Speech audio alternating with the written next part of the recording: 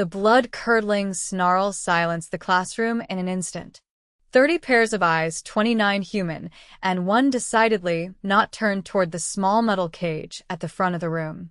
Inside, a creature with scaled, iridescent skin and rows of needle-sharp teeth pressed its face against the bars, its slitted eyes fixed on Alex Caldwell. "Well," Professor Jenkins said, breaking the tense silence, "it seems our guest doesn't appreciate the lecture on interspecies diplomacy." A nervous ripple of laughter spread through the classroom. Alex didn't laugh. He'd been studying the Krell predator cub since it had been brought in 15 minutes ago. While his classmates maintained a respectful distance, Alex noticed how the creature's eyes tracked the movement of his fork as he ate his lunch, a privilege granted to advanced xenobiology students during the 3-hour lecture blocks. The Krell cub snarled again, this time directly at Alex. Its 6-fingered claws gripped the bars of the containment unit. "As you can see," Professor Jenkins continued, "juvenile Krell retain many of the aggressive instincts of their adult counterparts. This specimen was recovered from a damaged research vessel that crashed on Titan last month. Its parents were killed in the crash, and it's hungry," Alex said, interrupting the professor. Professor Jenkins paused, adjusting his glasses. "I'm sorry, Mr. Caldwell." "The cub. It's not being aggressive, it's hungry." Alex stood, taking his plate of synthesized protein and vegetables. "Mr. Caldwell, I must insist you remain in your seat. Krell cubs are classified as Category 3 dangerous specimens. That's why it's in a containment unit." But Alex was already moving toward the front of the class. He'd spent the last 3 years studying xenobiology with a specialty in apex predator species. He recognized hunger when he saw it. "Alex, don't be stupid," hissed Tara from the next row. "Those things can take your hand off." The class watched in horror as Alex approached the cage. The Krell cub's snarling intensified, its body tensing like a coiled spring. Professor Jenkins moved to intercept him. "Mr. Caldwell, I am ordering you to return to your seat immediately." "This is a direct violation of..." Alex ignored him, keeping his eyes on the cub. He crouched down slowly until he was at eye level with the creature. The snarling stopped for a moment, replaced by a curious chittering sound. "Hey there," Alex said softly. "You're a long way from home, aren't you?" The cub backed away slightly, then approached the bars again, its slitted eyes widening. "Mr. Caldwell, I'm warning you." Alex picked up a piece of synthesized protein from his plate and held it near, but not through the bars. The cub sniffed, its double nostrils flaring. "Their sense of smell is 10 times more sensitive than a bloodhound's," Alex said, addressing the class without looking away from the cub. "And they're primarily carnivores, but Professor, I'm guessing nobody's figured out what to feed it yet?" Professor Jenkins sighed. "The xenobiologists at the research center have been trying various protein compounds, but it's refused everything. Because they're trying to feed it processed food." Alex moved the protein closer to the bars. "Krell are hunters. They need to feel like they've earned their meal." The cub lunged forward, snapping at the food, but Alex pulled it back just in time. "Easy," he said. "You have to show me some respect first." The classroom was dead silent. No one moved. No one breathed. The cub made a low, rumbling sound, then lowered its head slightly, a submissive gesture Alex had only read about in theoretical papers on Krell behavior. "Good," Alex said, and carefully slid the piece of protein through the bars. The cub snatched it, retreated to the back of the cage, and devoured it in seconds. Then it approached the bars again, its demeanor completely changed. "Amazing," Professor Jenkins whispered. "I've never seen." Alex fed the cub another piece from his plate, then another. With each morsel, the creature's trust seemed to grow. Its scales, which had been a threatening dark red, slowly shifted to a calmer blue-green. "Their chromatophores reflect their emotional state," Alex explained to the class, which had collectively moved closer to watch. "Blue means they're calm. Green means they're curious." How do you know all this? Professor Jenkins asked. The Interstellar Biology Commission has barely published any data on juvenile Krell behavior. Alex shrugged. I read everything I could find. Plus, they're not that different from Earth predators. They want respect, food, and safety in that order. By now, the cub was making a soft purring sound as it accepted the last piece of food from Alex's plate. Remarkable, Professor Jenkins said. Simply remarkable. The class murmured in agreement, but Alex was focused solely on the cub, which now pressed its head against the bars, seeking contact. I wouldn't, Professor Jenkins warned, but his voice lacked conviction. Alex slowly extended his hand, palm up, and let the cub sniff it. The creature's breath was hot against his skin. Then, to everyone's astonishment, it rubbed its scaled head against Alex's palm. I think, Alex said quietly, we just made first contact. Little did Alex know that this moment would change not only his life, but the course of human-Krell relations forever. 3 days later, Alex stood outside the Exobiology Research Center, a sprawling complex on the outskirts of New Sacramento. After his interaction with the Krell cub in class, Professor Jenkins had made some calls. Important calls. You're late, Caldwell, Dr. Elaine Mercer said as she scanned her badge at the security checkpoint. The reinforced door hissed open. The subject has been refusing food since yesterday. Alex followed her through the doorway, clutching his visitor's badge. You mean the Krell cub? Subject KRL J42, Dr. Mercer corrected, leading him down a sterile white corridor. And yes, it's been increasingly agitated. We've had to sedate it twice to take readings. Alex frowned. That's probably why it's not eating. Krell have incredibly fast metabolisms. Sedatives would disrupt their digestive system. Dr. Mercer stopped walking and turned to face him. She was a tall woman with severe features and gray-streaked hair pulled back in a tight bun. Mr. Caldwell, I've been studying extraterrestrial biology for 27 years. I don't need a third-year student telling me how to do my job. With all due respect, Dr. Mercer, I'm not trying to tell you how to do your job. I just want to help the cub. The subject, she corrected again. The cub, Alex insisted. It's not just a research subject. It's a living being, far from home, without its family. Dr. Mercer's expression softened slightly. That kind of sentimentality has no place in scientific research, Mr. Caldwell. But, she sighed. Professor Jenkins speaks highly of your intuitive understanding of predator species. So, I'm willing to let you try your approach, under strict supervision. They continued walking until they reached a laboratory filled with monitoring equipment. Through a reinforced glass window, Alex could see the Krell cub lying listlessly in a much larger enclosure than the classroom cage. Its scales had turned a dull gray, a bad sign. Has it had any enrichment? Alex asked, studying the bare containment area. What do you mean? Things to climb on, objects to interact with, places to hide? Dr. Mercer looked confused. It's a predatory alien species, not a house cat. All intelligent predators need mental stimulation, Alex explained. Without it, they become depressed, anxious, and stop eating. We can't risk putting objects in there that it might use to escape or harm itself. Alex thought for a moment. What about a heated rock?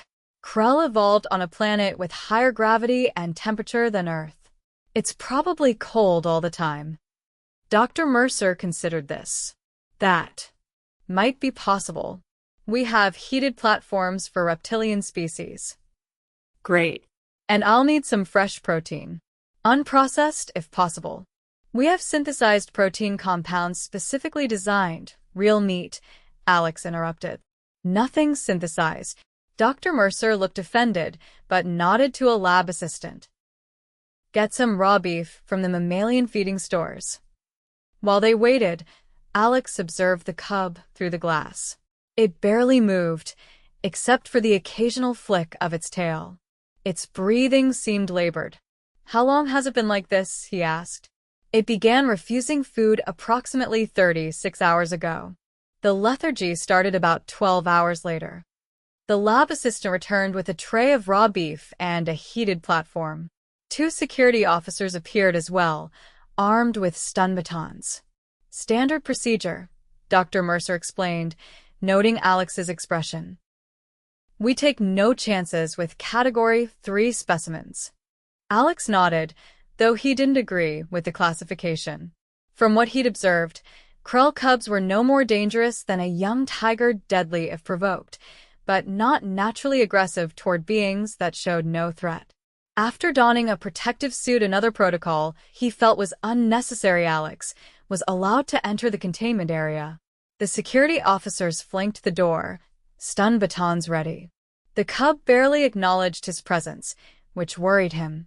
He set down the heated platform and tray of meat, then slowly approached. Hey there, he said softly. Remember me? The cub's head lifted slightly, its nostrils flaring. Alex sat cross-legged on the floor, keeping his movements slow and deliberate. He picked up a piece of raw beef and held it out.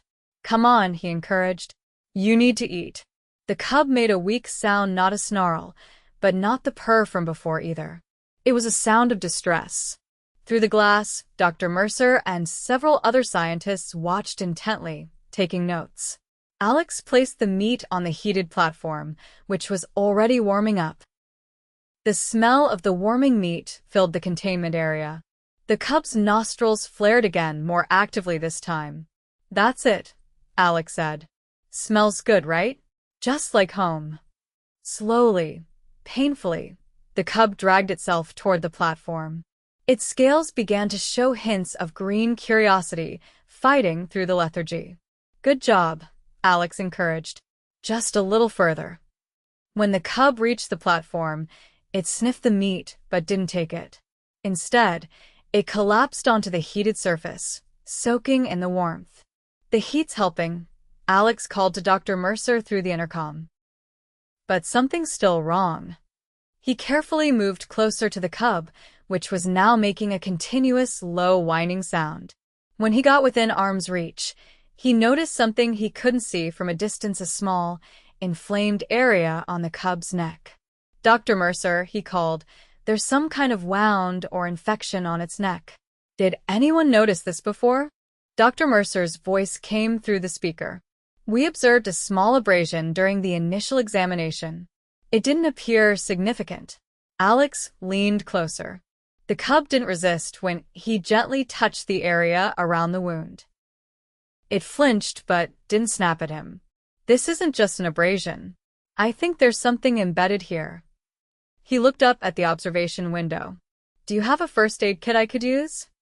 After some discussion among the scientists, a small medical kit was sent through the transfer drawer. Alex carefully cleaned the area around the wound, revealing what looked like a sliver of metal embedded in the cub's scaled skin. It has a piece of debris from the crash, Alex explained. It's infected. Using tweezers from the kit, he very carefully extracted a centimeter-long shard of metal. The cub yelped once, but then relaxed as the pressure was relieved. A small amount of greenish fluid oozed from the wound. I've got it, Alex said, holding up the metal fragment. The wound needs to be treated with antibiotics, though I'm not sure what would be safe for Krell physiology. Dr. Mercer's voice came through again. We have a broad-spectrum antimicrobial gel that's been effective with other exobiological species. It's in the kit. Alex found the gel and gently applied it to the wound. The cub made a soft sound but didn't resist. When he was done, he offered the meat again. This time, the cub took it, eating slowly at first, then with increasing enthusiasm. Its scales began to brighten, shifting from gray to a healthy blue-green. Incredible, Dr. Mercer said when Alex exited the containment area. The subject, the cub, seems to have bonded with you. Alex removed the protective suit. I don't think it's bonding exactly. It's recognition. I helped it before, and I helped it again. Krell are intelligent enough to understand that. Dr. Mercer studied him thoughtfully. We've been approaching this all wrong, haven't we? Treating it like a specimen rather than an intelligent being. It's an easy mistake to make, Alex said diplomatically. We tend to anthropomorphize things that look somewhat like us and dehumanize things that don't. But intelligence and sentience come in many forms. Dr. Mercer nodded slowly. Mr. Caldwell, would you be interested in assisting us with the cub's care moving forward? Professor Jenkins mentioned you're looking for a research placement for your final year. Alex tried not to show his excitement. Research placements at the Exobiology Center were highly competitive. I'd be honored, Dr. Mercer. Good. Because I think that cub has imprinted on you, and we might as well make use of that connection. As Alex left the center that evening, he couldn't help but feel he'd just stepped onto a path that would lead somewhere extraordinary. Over the next few weeks, Alex divided his time between classes and the research center. The Krell cub, which he'd begun calling Nova due to the supernova-like pattern on its forehead, improved rapidly once the infection cleared. Dr.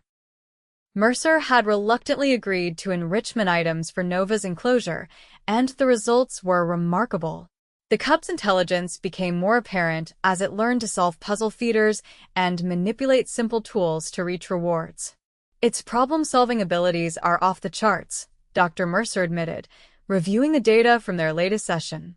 And its rate of language acquisition is remarkable. They'd begun teaching Nova a simplified version of sign language, and the cub had already mastered 20 different signs, primarily related to food, play, and basic needs.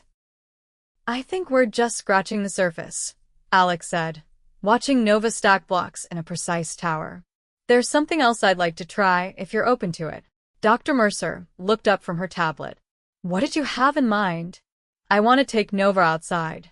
In a controlled environment, of course, but somewhere it can experience natural stimuli, sunlight, fresh air, different textures. Dr. Mercer frowned. That's a significant security risk. We can use the biodome in the East Wing. It's secure, and it would give Nova a chance to climb, explore, and experience something closer to a natural environment. After much debate and several layers of approval, Alex's proposal was accepted. The following day, he led Nova on a harness to the biodome, a massive greenhouse-like structure containing various Earth and exoplanetary flora. The moment they entered, Nova froze, overwhelmed by the sensory input. Its scales rippled through a kaleidoscope of colors: blues, greens, flashes of yellow. It's okay, Alex reassured, crouching beside the cub. It's safe here. Nova made a series of clicking sounds, its way of expressing uncertainty, then cautiously moved forward, sniffing the air. The biodome was empty of other researchers, as per safety protocols. Alex had 2 hours alone with Nova to explore the environment. He'd brought along Nova's favorite puzzle feeder and some treats as positive reinforcement. As they moved deeper into the biodome, Nova became more confident, investigating plants, climbing on rocks, and even splashing in a small stream. Its scales settled into a bright, vibrant green that Alex had never seen before. Pure joy. You like it out here, don't you? Alex said, sitting on a rock while Nova explored a nearby cluster of alien vegetation. Much better than that sterile enclosure. Nova looked back at him and made the sign for good, a gesture it had learned just days ago. Alex laughed. Yes, it is good. What happened next would later be described in Alex's report as a spontaneous demonstration of higher cognitive function, but in the moment, it felt like magic. Nova returned to where Alex sat and placed a small, blue flower in front of him. Then it made the sign for give, followed by you. Alex stared in amazement. Nova had not only understood the concept of gift-giving, a complex social behavior, but had initiated it unprompted. Thank you, Alex signed back, carefully picking up the flower. Nova's scales pulsed with a soft, contented blue. It climbed onto the rock beside Alex and leaned against him, making that now familiar purring sound. They sat like that for a long time, a human and an alien cub, watching clouds pass over the biodome's transparent ceiling. That evening, as Alex was preparing to leave the center, Dr. Mercer called him into her office. Her expression was grave. "We've received a communication from the Interstellar Diplomatic Corps," she said without preamble. "They've informed us that a Krell delegation is en route to Earth. They're aware of the crash on Titan and the surviving cub." Alex felt a mix of excitement and dread. "They're coming for Nova? They've made it clear that the juvenile is to be returned to them. Apparently, it's of significant importance." "Important how?" Dr. Mercer hesitated. "The translation is imperfect, but they refer to it as having blood of leadership. We believe Nova may be the offspring of someone important in Krell society." Alex sat heavily in the chair across from Dr. Mercer's desk. "When will they arrive?" 3 days. The delegation has requested that you be present when they take custody of the cub." "Me? Why?" "They've been monitoring our transmissions. They know you've been caring for it." Dr. Mercer's expression softened. "I know you've grown attached to Nova, but this could be a significant diplomatic opportunity. The Krell have been notoriously isolationist since first contact 50 years ago." Alex nodded slowly. He'd always known Nova wasn't his to keep. The cub belonged with its own kind, where it could grow up understanding its culture and heritage. Still, the thought of saying goodbye created a hollow feeling in his chest. "I understand," he said finally.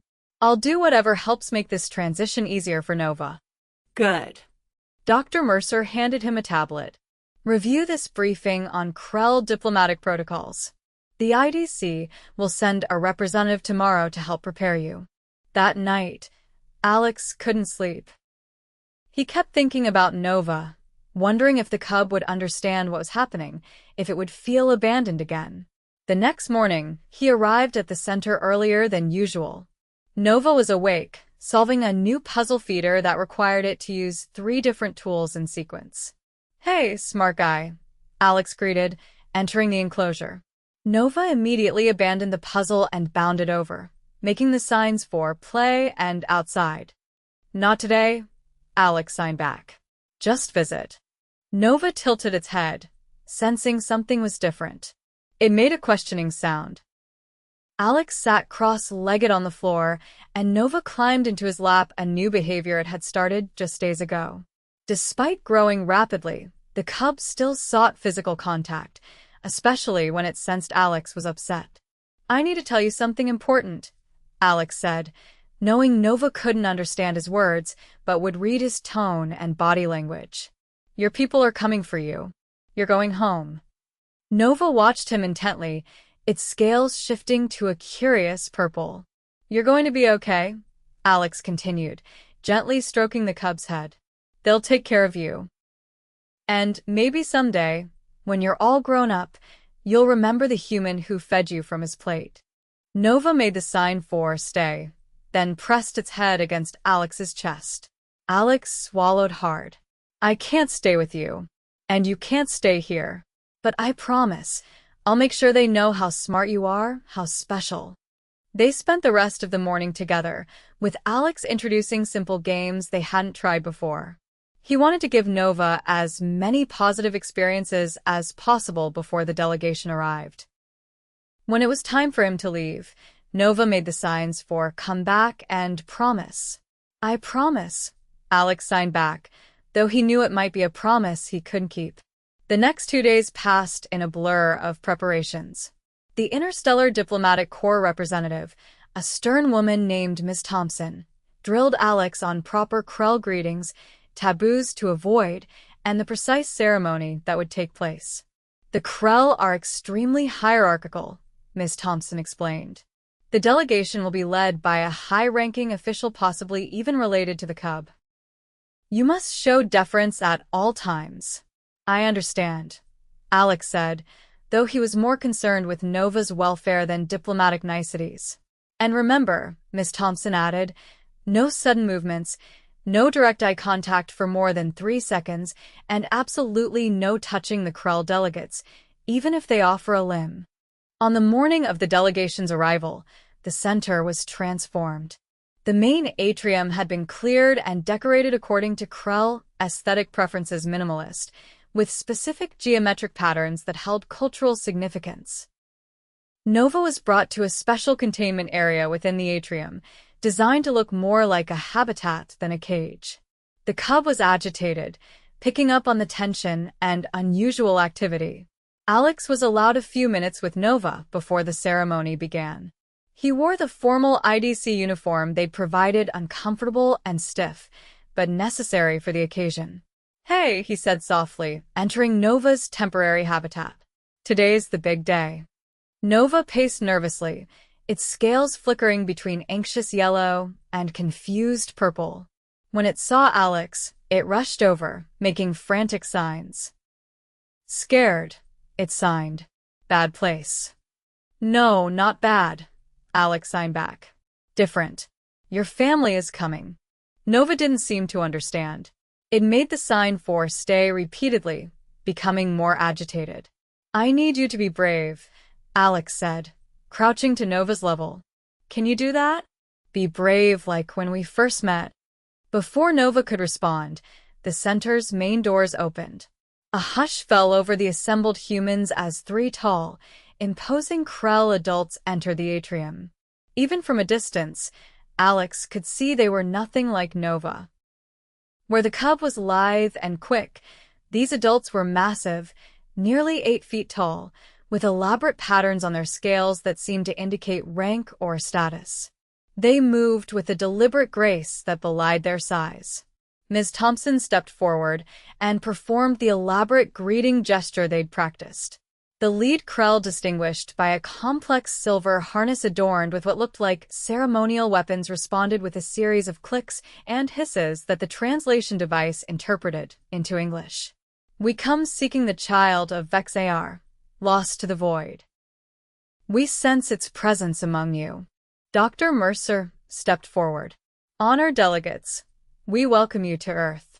The young Krell has been in our care since the unfortunate accident on Titan. It is healthy and has been well treated." The lead Krell's scales shifted to a deep, royal blue. "Bring forth the child." This was Alex's cue. With a deep breath, he opened the habitat door wider, allowing the Krell delegates to see Nova inside. The reaction was immediate and unexpected.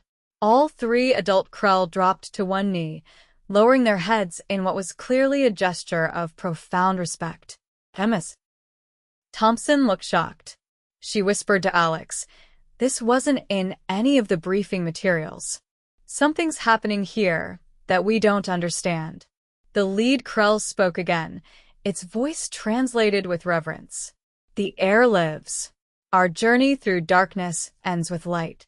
Nova, seeing the adult Krell, froze. Its scales cycled rapidly through colors: recognition, fear, curiosity.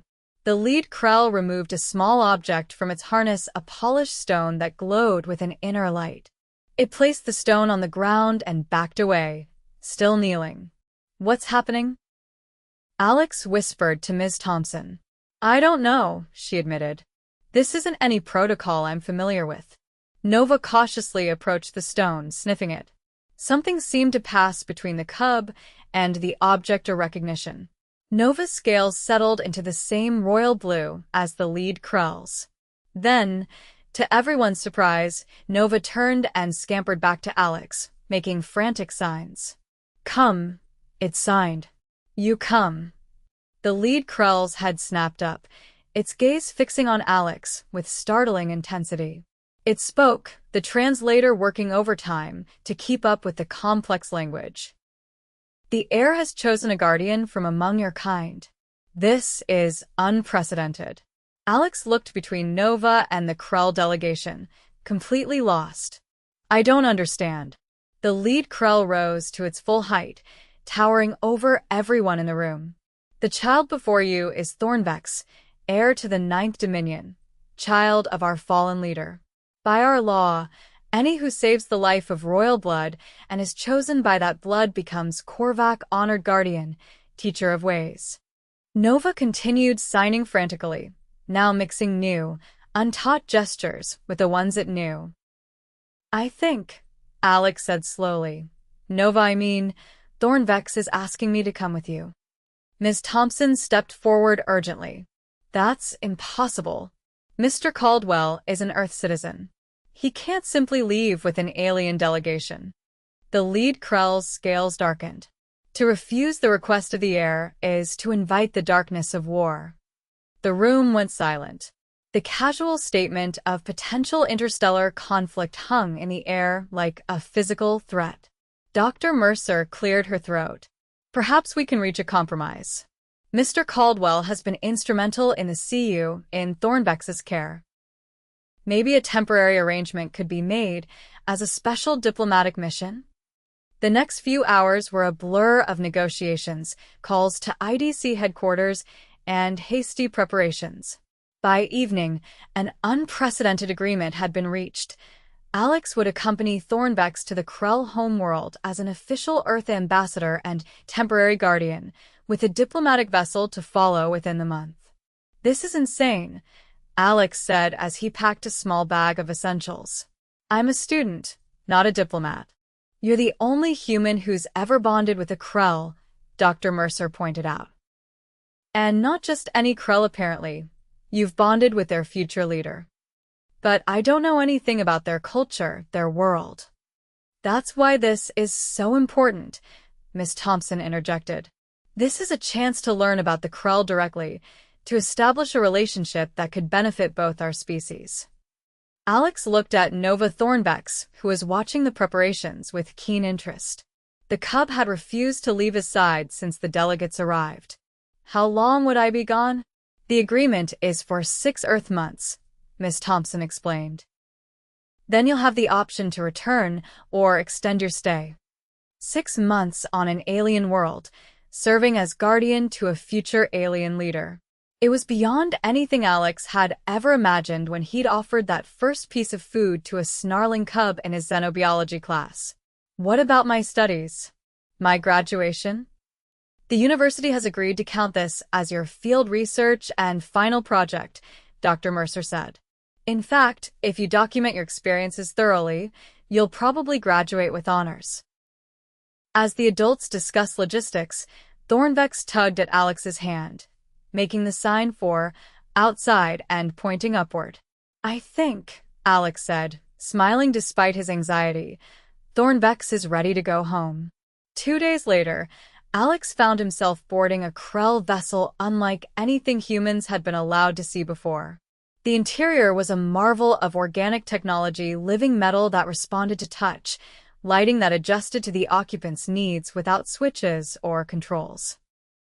Thornvex stayed close to Alex during the boarding process, occasionally making reassuring signs when it sensed his nervousness. The lead Krell, who had introduced himself as Krovnor, second guardian of the Ninth Dominion, approached as they settled into their quarters. The journey to our world will take 17 of your days, he explained through the translator. During this time, you will begin learning our language and customs, so you may better serve as guardian to the heir. Alex nodded.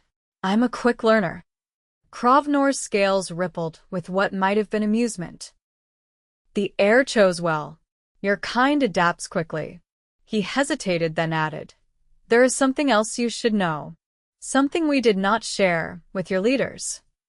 What is it? The heir's parents did not die by accident. The crash on your moon was the result of an attack and attempted assassination by those who would seize power in our dominion. Alex felt a chill. You're saying there are Krell who want Thornvex dead? Yes. Which is why the heir's choice of you as guardian is both surprising and fortunate. No one would expect the heir to be protected by a human. I'm not exactly qualified to protect anyone from assassins, Alex pointed out. Krovnor's scales shifted to a deeper blue. You'll be trained. And you have already shown the most important qualification. You saw the heir as a being worthy of respect and care, not as a specimen or a political tool.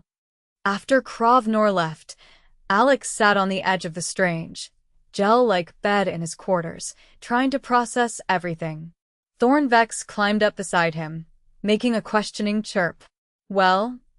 Alex said, putting an arm around the cub. "It looks like we're in this together. I promise to take care of you, and I meant it even if that means learning to be a guardian on an alien world." Thornvex's scales pulsed with warm, contented blue. It made the signs for good and together, then settled against Alex's side. As the ship hummed to life around them, beginning its journey to a world humans had never set foot on, Alex found himself thinking about that first day in class, how a hungry cub's snarl had led him down a path he could never have imagined. He'd fed a predator cub from his own plate, an act of simple kindness.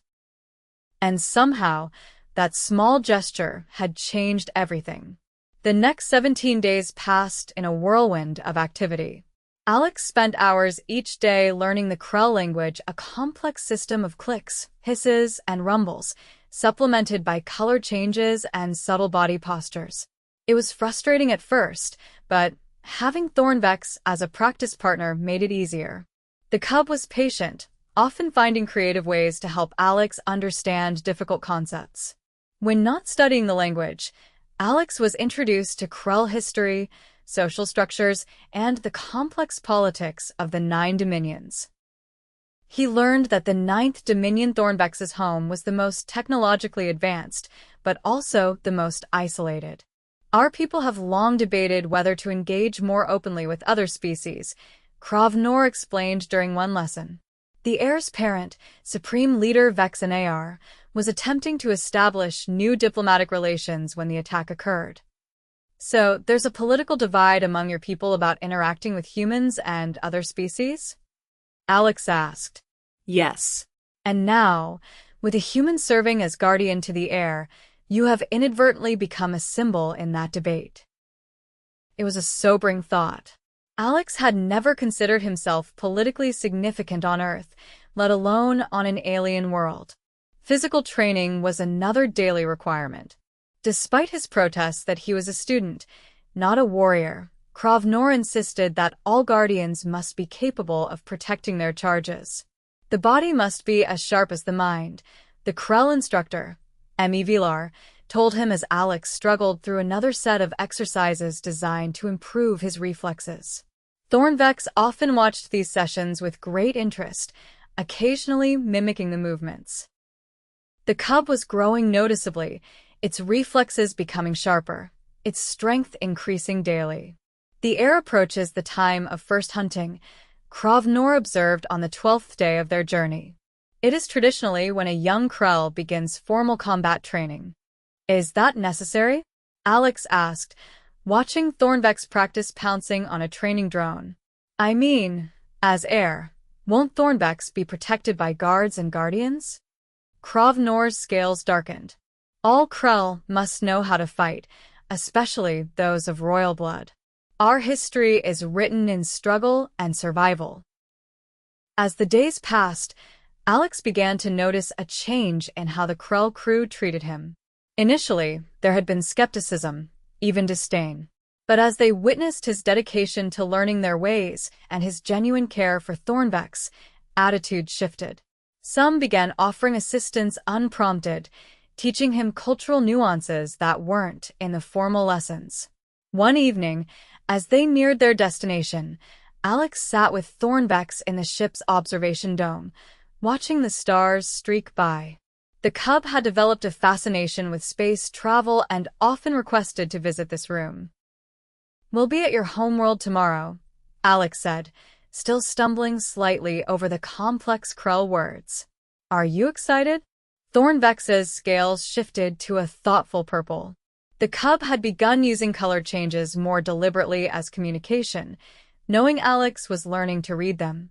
"Home." Thornvex clicked in Krell language, one of the few spoken words it had mastered. Then, using a combination of signs they developed together, "Not remember." "You home now." The simple statement caught Alex off guard. He'd been so focused on the idea that he was helping Thornvex return home that he hadn't considered the cub had no memory of the Krell world. Having been rescued as an infant from the crash, Earth was the only home Thornvex had known. "We'll make new memories," Alex promised. Together. The next morning, Alex stood on the bridge of the Krell vessel as they approached a world unlike any he'd seen in photos or simulations. Thornvex's homeworld, Krellvorn, was a gas giant with multiple habitable moons. The Krell civilization existed primarily on the largest moon, Vornaer, a world of towering rock formations, deep canyons, and sprawling, organic-looking cities. "It's beautiful," Alex breathed as they descended toward the capital city. Krovnor stood beside him, his scales a proud, vibrant blue. "This is Torvexenar, seat of the Ninth Dominion. No human has ever set foot here before." The landing was smooth, the ship settling onto a massive platform surrounded by structures that seemed to grow from the rocky landscape rather than being built upon it. Through the viewports, Alex could see hundreds of Krell gathered to witness their arrival. "Remember your training," Krovnor said. "Today, you will be presented to the Council of Guardians as the heir's chosen Korvac. There will be those who challenge this choice." "What should I do if they challenge me?" Alex asked, suddenly nervous. "Speak truth. Show respect. And remember that you stand in the light of the heir's choice. That alone gives you standing." Thornvex, sensing Alex's anxiety, pressed against his leg and made a reassuring chirp. The cub had been dressed in ceremonial attire, a small version of the harnesses the adult Krell wore, adorned with symbols of the royal line. "Ready?" Alex asked, looking down at his young charge. Thornvex's scales pulsed with confident green. The cub made the sign for together, and then the Krell gesture for strength in unity. The ship's main door opened, revealing a path lined with Krell guards. Their scales were uniformly deep blue, marked with silver patterns that identified them as royal protectors. As Alex stepped onto the surface of Vornaer, with Thornvex at his side, he felt the difference immediately. The gravity was slightly stronger than Earth's, the air richer in oxygen, with an unfamiliar but not unpleasant scent. A hush fell over the assembled crowd as they emerged. Then, to Alex's surprise, every Krell in sight dropped to one knee, lowering their heads in the same gesture of respect he'd witnessed on Earth. "They honor the heir," Krovnor explained quietly. "And, by extension, you as guardian." They proceeded down the path toward a massive structure carved into the face of a cliff. Its entrance was flanked by towering statues of Krell warriors, their stone scales painted in the royal blue of the Ninth Dominion. Inside, the architecture opened up into a vast chamber dominated by a circular platform surrounded by tiered seating. 9 ornate chairs sat on the highest tier, though only 8 were occupied by imposing Krell elders, their scales adorned with complex patterns of rank and accomplishment. "The Council of Guardians," Krovnor whispered. "The 9th seat belonged to Supreme Leader Vexenar. It remains empty until the heir comes of age." Alex and Thornvex were directed to stand in the center of the circular platform. The cub remained close to Alex's side, its posture alert but calm. One of the council members rose, its scales a deep, authoritative purple. "We gather to witness the return of Thornvex, heir to the Ninth Dominion, child of our fallen leader." The Krell's voice was translated through a device Alex wore in his ear. "And to consider the unprecedented, a human who claims the title of Korvac." "Not claims," Krovnor corrected, stepping forward. "Was chosen by the heir, in accordance with the ancient law. This human, Alex Caldwell, saved the heir's life and was chosen freely." Murmurs spread through the chamber. Another council member, this one with scales of a skeptical yellow-orange, spoke. "How can we be certain this wasn't manipulation? Humans are known for their cunning and ambition."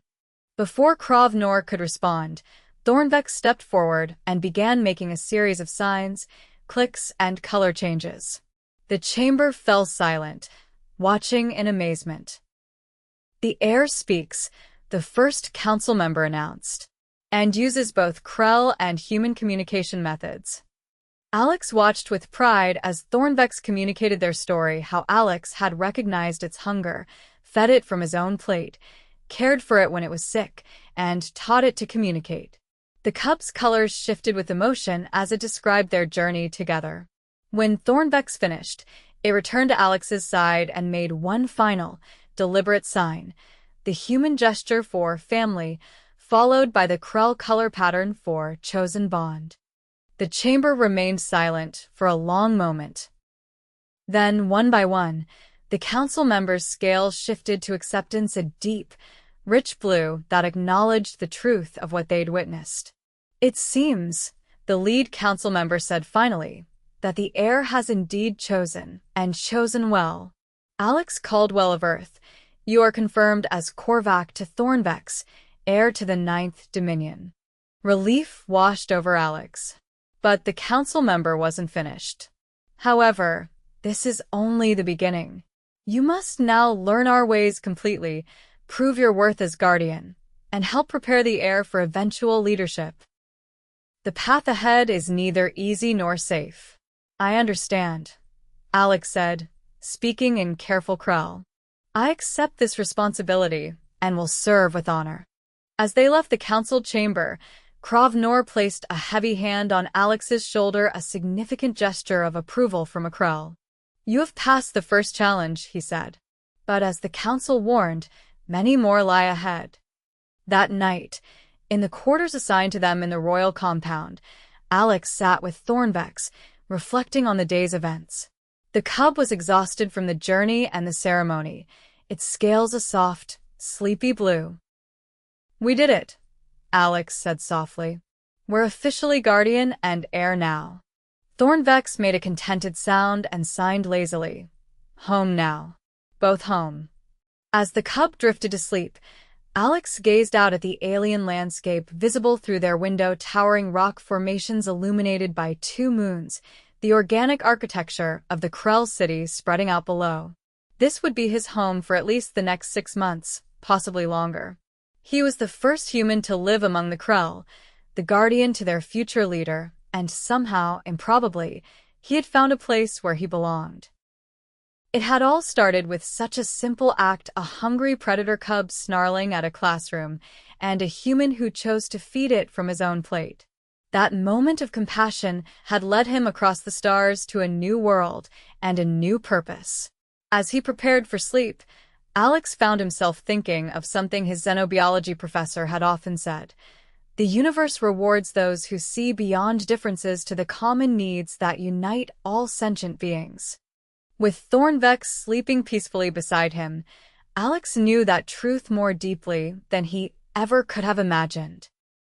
In the months that followed, Alex and Thornvex settled into life on Bornear. Their days fell into a rhythm of lessons, training, and cultural immersion. Alex's role as Korvac meant he was not just a guardian, but also a teacher, responsible for ensuring Thornvex understood both Krell and human perspectives. The cub grew rapidly, its intellect developing as quickly as its body. By the 3rd month, Thornvex was nearly the size of a mountain lion, with strengthening scales and growing confidence. Its communication skills expanded exponentially, mastering not only sign language, but increasingly complex Krell vocalizations. Not everyone accepted Alex's presence. A faction within the Krell leadership, led by council member Xenobra, continued to question the wisdom of allowing a human to serve as guardian to the heir. "The human cannot possibly understand our ways deeply enough to guide the future leader of our dominion," Xenobra argued during one council session. "This experiment has gone on long enough."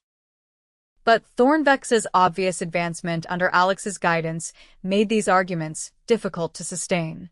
The cub demonstrated not only physical prowess and training, but also remarkable diplomatic instincts, often mediating disagreements among its Krell tutors with surprising wisdom. 4 months after their arrival, during Thornvex's first hunt ceremony, a crucial milestone in Krell development, everything changed. The ceremony took place in the sacred hunting grounds, a vast wilderness area preserved for this purpose.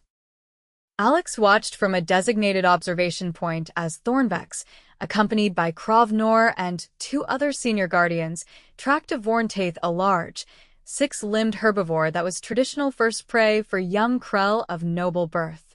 "The air shows excellent technique," commented Emmy Vilar, who had become one of Alex's few Krell friends. "Your influence has given Thornvex patience beyond its years."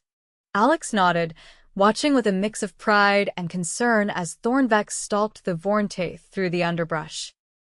The cub moved with perfect precision. Its scales shifted to match the surrounding vegetation, a camouflage technique Alex had helped it perfect. The attack, when it came, was flawless. Thornvex launched from cover, taking down the much larger animal with a precisely targeted strike to a vulnerable spot behind its skull, a killing method that was quick and relatively painless, reflecting Alex's emphasis on respect for all life, even prey. The Krell observers made sounds of approval. This part of the ceremony was complete. Now came the ritual sharing of the kill, where Thornvex would offer portions to its guardians, beginning with its Korvac Alex. But as Thornvex approached with the ceremonial first portion, a flash of movement caught Alex's eye. Something was wrong. The guardians who should have been flanking Thornvex were down, collapsed on the ground. "Something's happening," Alex said sharply to Emmy Vilar. Before the Krell could respond, three figures emerged from the dense vegetation surrounding the clearing, Krell warriors with scales of deep crimson, bearing weapons that were definitely not ceremonial. "Assassins," Emmy Vilar hissed, reaching for his own weapon. But they were too far away. The attackers were closing in on Thornvex, who had dropped the ceremonial offering and taken a defensive stance, but the young Krell was clearly outmatched. Without thinking, Alex vaulted over the observation barrier and sprinted toward the clearing. He had no weapon, no plan, only the desperate need to reach his charge. "Thornvex," he shouted in Krell. Evasive Pattern 3. It was a maneuver they'd practiced countless times, a zigzagging retreat designed to confuse predators. Thornvex immediately responded, darting away from the attackers in the practiced pattern. The assassins, momentarily confused by the unexpected command and movement, hesitated. It gave Alex just enough time to reach the first fallen guardian and grab the ceremonial spear that had dropped from his grasp. The weapon felt unwieldy in his hands, designed for Krell physiology, not human, but Alex had trained with similar tools during his combat lessons. He positioned himself between Thornvex and the attackers, spear raised. "Stand down," he ordered in Krell, his voice steadier than he felt. "The air is under my protection." The lead assassin made a sound that the translator interpreted as derisive laughter. "A human guardian? This makes our task even easier." The assassin lunged, weapon extended. Alex parried, the impact sending painful vibrations up his arms. He countered with a strike of his own, catching the assassin off guard with a human fighting technique unknown to the Krell. Behind him, he could hear Thornvex calling for help, using both vocal calls and the emergency color pattern that would alert any Krell in the vicinity. The second assassin circled, trying to get past Alex to reach the air. Alex pivoted, keeping himself between the attackers and Thornvex, but he knew he couldn't hold them off for long. The third assassin was already moving to flank him. Just as the situation seemed hopeless, a deafening roar filled the clearing. From the trees emerged a massive adult Krell, scales blazing with fury, wielding what looked like an energy weapon. "Krovnor," Thornvex called out. The second guardian fired, catching one assassin in mid-lunge. The attacker fell, its scales fading to gray. The other two hesitated, then turned to flee. "Stop them," Krovnor ordered. More guards emerged from the tree line, surrounding the clearing. One of the assassins was captured, but the leader managed to activate some kind of device on his harness. A blinding flash of light filled the clearing, and when it faded, the assassin was gone. "Teleportation technology," Krovnor growled. "Stolen from the research division." Alex dropped to one knee, exhausted and shaking from the adrenaline. Thornvex rushed to his side, scales pulsing with concern. "I'm okay," Alex assured the cub, though his arms felt like they might fall off from the strain of wielding the too large weapon. "Are you hurt?" Thornvex made the sign for no, then pressed its forehead against Alex's, a Krell gesture of deep gratitude and affection. Krovnor approached, his scales still dark with anger, though not directed at them. "You fought well, Korvac. Many would have fled or frozen. I couldn't let them hurt Thornvex," Alex said simply. The second guardian's scales shifted to a respectful blue. "Today you have proven your worth beyond any doubt." When the council hears of this, even Zexbra will be silenced. The captured assassin was taken for questioning, while the injured guardians were tended to. Fortunately, they had only been stunned, not killed. The attackers had wanted to avoid raising an immediate alarm. That evening, as Alex sat with Thornvex in their quarters, both still processing the day's events, a formal delegation arrived. Led by the head of the Council of Guardians, they entered with ceremonial gravity. "Alex Caldwell of Earth," the council leader announced, "today you have demonstrated the true meaning of Korvac. In the face of danger, you placed yourself between harm and the heir, without thought for your own safety." Alex nodded, unsure how to respond to the formal address. "The captured assassin has revealed disturbing information," the council leader continued. "This attack was ordered by those who believe the Ninth Dominion should remain isolated, who fear that Thornvex influenced by you will continue Supreme Leader Vexenar's path toward greater engagement with other species." "So, I'm a target because I represent cooperation between our species?" Alex asked. Yes. "And Thornvex is a target because it represents the future." The council leader's scales shifted to a solemn gray. "We have deliberated and reached a decision. For the safety of both you and the heir, you must leave Vornayar." Alex felt like he'd been struck. "You're sending me back to Earth?" "No," the council leader clarified. "We are sending both of you to a secure location within the Fifth Dominion, where you will continue Thornvex's education until the threat has been neutralized. The Fifth Dominion has long been an ally to our diplomatic efforts and has agreed to provide sanctuary." Alex looked at Thornvex, who was watching the exchange intently. "What does Thornvex say about this?" The council leader seemed surprised by the question. "The heir is not yet of age to make such decisions." "With respect," Alex said carefully, "if Thornvex is to be your leader someday, perhaps its opinion should be considered now." After a moment's hesitation, the council leader turned to Thornvex. "What are your thoughts, heir to the Ninth?" Thornvex's scales rippled with thoughtful purple, then settled into a determined blue. It spoke in clear Krell, supplemented with signs for concepts that were difficult to express. "I will go with my Korvac. We will learn, grow stronger, and return when it is time. But not as separate beings, human and Krell, but as proof that our species can be stronger together." The council members exchanged glances, their scales shifting through various shades of surprise and consideration. "Wisdom from one so young," the council leader said finally. "Very well. You will depart tomorrow at first light. A small contingent of trusted guardians will accompany you." After the delegation left, Alex sat in stunned silence. In less than a day, everything had changed again. "Are you okay with this?" he asked Thornvex. "Leaving your homeworld so soon after returning to it?" Thornvex made a sound that translated roughly as thoughtful consideration, then signed. "Home is not place. Home is people.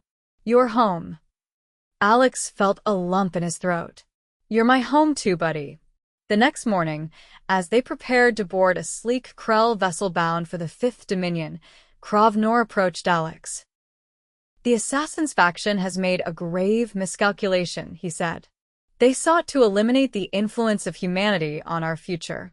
Instead, they have ensured that the heir will be raised even more closely with human values, away from the conservative influences of the capital." "I never wanted to become a political symbol," Alex admitted. Few who change history ever do, Krovnor replied. They simply act according to their nature at crucial moments. He placed a ceremonial emblem on Alex's harness, a symbol of the royal guard. You are no longer just Korvac. You are now officially recognized as Korvactor, High Guardian of the Air, the first human to hold such a title. As their ship lifted off, Alex and Thornvex watched the Krell capital recede below them.